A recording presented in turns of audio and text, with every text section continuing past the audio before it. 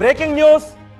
మీరు బయటికి వెళ్ళి ఏదైనా ఫుడ్ తింటూ ఉంటే, నాన్ వెజ్ మటన్ తింటూ ఉంటే ఒక్కసారి మీరు ఏం తింటున్నారో చెక్ చేసుకోండి. ఎందుకంటే బెంగళూరులో 14,000 కిలోల కుక్క మాంసం బయటపడింది ఒక హోటల్లో. రాజస్థాన్ నుంచి బెంగళూరుకు కుక్క మాంసాన్ని తరలిస్తున్న ముఠాను పోలీసులు పట్టుకున్నారు. 90 బాక్సుల్లో 14,500 కిలోల కుక్క మాంసం వచ్చింది అని పోలీసులు సమాచారం రావడంతో ఇప్పుడు మీరు ఆటో స్క్రీన్ పైన చూస్తున్నారే, ఈ బ్యాగుల్లో ఉన్నదే కుక్క మాంసం. హోటల్ కి సప్లై చేస్తున్న కుక్క మాంసం. ఇది మటన్ పేరుతో హోటల్స్ కి సప్లై చేస్తున్నారు. మటన్ ప్రియులు భయభ్రాంతులకు గురయ్యే కుక్క మాంసం. బహుశా హోటల్లో తిన్న వాళ్ళందరూ ఇప్పుడు ఒక రకమైన భయాన్ని వ్యక్తం చేస్తూ ఉండొచ్చు.